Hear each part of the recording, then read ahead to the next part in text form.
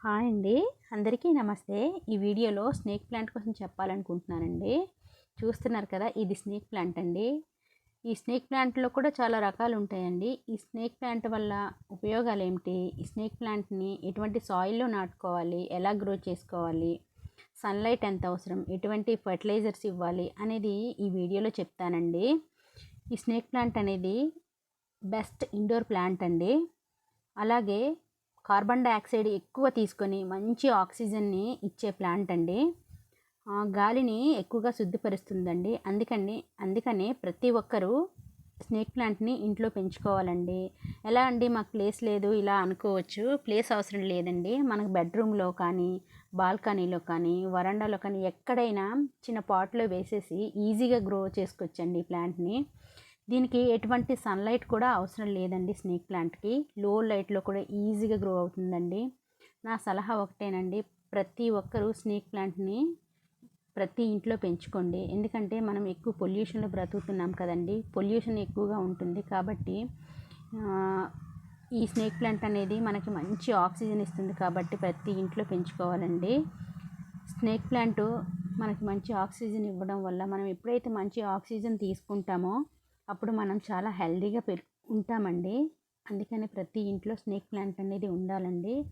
దీన్ని ఎటువంటి సాయిల్లో నాటుకోవాలి అనే విషయానికి వచ్చేసరికి, గార్డెన్ సాయిల్లో అయితే కనుక 50% గార్డెన్ సాయిల్ తీసుకోవాలండి.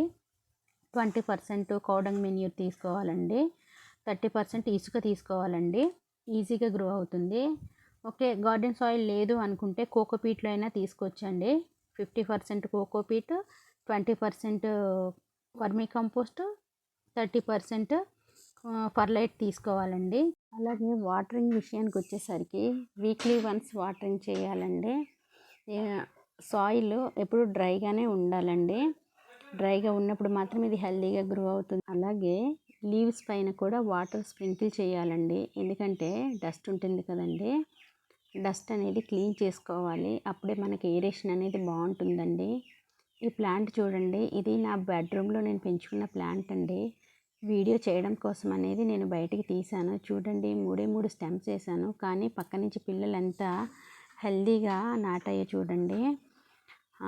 ప్రతి ఒక్కరి ఇంట్లో స్నేక్ ప్లాంట్ అనేది నాటుకోండి. చూడండి ఎంత బాగుందో కదా. బెడ్రూమ్లో పెట్టానండి. బెడ్రూమ్లో కంపల్సరీ పెట్టుకోవాలండి. ఎందుకంటే కార్బన్ డయాక్సైడ్ని ఎక్కువగా తీసుకుంటుంది కాబట్టి ప్రతి ఒక్కరూ ఈజీగా గ్రో అయ్యే ప్లాంట్ కాబట్టి ఇంట్లో పెంచుకోండి. ఇంకంతేనండి.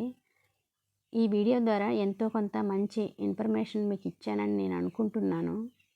మీ అందరికీ ఈ వీడియో నచ్చితే కనుక లైక్ చేయండి. అలాగే సబ్స్క్రైబ్ చేసుకోండి. థ్యాంక్ యూ అండి.